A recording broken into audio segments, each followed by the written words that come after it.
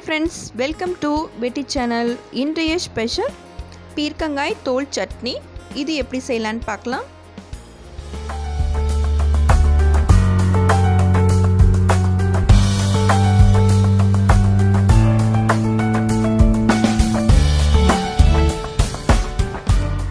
இதற்கு தேவையான இன்கிரிடியன்ட்ஸ் பீர்க்கங்காய் தோல், வெங்காயம், சின்ன வெங்காயம் கூட எடுத்துக்கலாம். நான் இன்னைக்கு பெரிய வெங்காயம் தான் எடுத்திருக்கேன். சின்னதாக புளி எடுத்துக்கோங்க, கடலைப்பருப்பு, பூண்டு, கொத்தமல்லி. இப்போ கடாய் ஹீட் பண்ணிவிட்டு ஆயில் விட்டுக்கலாம்.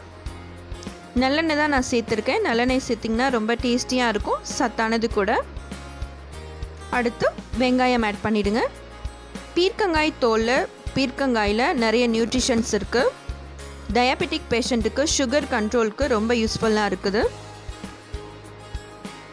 ஃபைபர் ஆசிட்டுக்கு ரொம்பவே ஹெல்ப் பண்ணுதுன்னு சொல்கிறாங்க.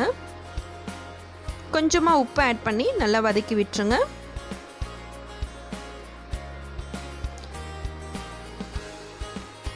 அடுத்து பீர்க்கங்காய் தோல் ஆட் பண்ணிடலாம்.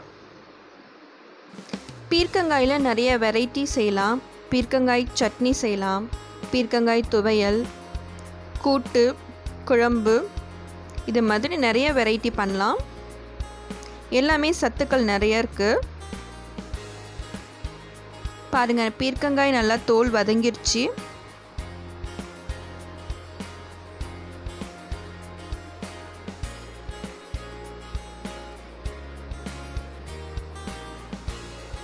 அடுத்து கடலைப்பருப்பு ஆட் பண்ணிக்கோங்க.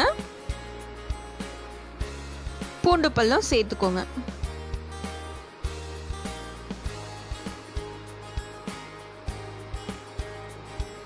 டயபெட்டிக் பேஷண்ட்க்கு கொடுக்கறதுனால நான் இன்றைக்கு தேங்காய் ஆட் பண்ணல. தேங்காய் வேணால் ஆப்ஷன் தான், இது சேர்த்துக்கலாம். தேங்காய் சேர்த்து பண்ணிங்கனாலும் இன்னும் டேஸ்டியாக இருக்கும். இந்த மாதிரி மெத்தடில் செஞ்சு பார்த்திங்கனாலும் ரொம்ப சூப்பராக இருக்கும். கொஞ்சமாக கொத்தமல்லி சேர்த்துக்கோங்க. கொத்தமல்லி ஃப்ளேவரோடு செஞ்சு பாருங்கள், ரொம்பவே சூப்பராக இருக்கும். இது சட்னி. இந்த சட்னி இட்லி, தோசா இது கூட வச்சு சாப்பிட்லாம்.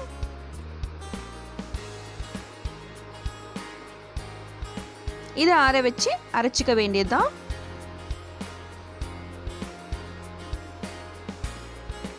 இது ஃபுல்லாக நம்ம பாடியோட வெயிட் லாஸ் குறைக்கிறதுக்கு ரொம்ப யூஸ்ஃபுல்லாக இருக்குங்கிறாங்க. அவ்வளோதான், நமக்கு சட்னி அரைச்சி ரெடி ஆயிடுச்சு. அடுத்து ஒரு சாஸ் பேனில் ஆயில் விட்டுட்டு கடுகு தாளிச்சிக்கலாம். கொஞ்சமாக பெருங்காயத்தூள் ஆட் பண்ணிக்கோங்க. கருவேப்பிலையை இந்த மாதிரி கட் பண்ணி செஞ்சு பாருங்கள், ரொம்பவே ஸ்மெல் சூப்பராக இருக்கும்.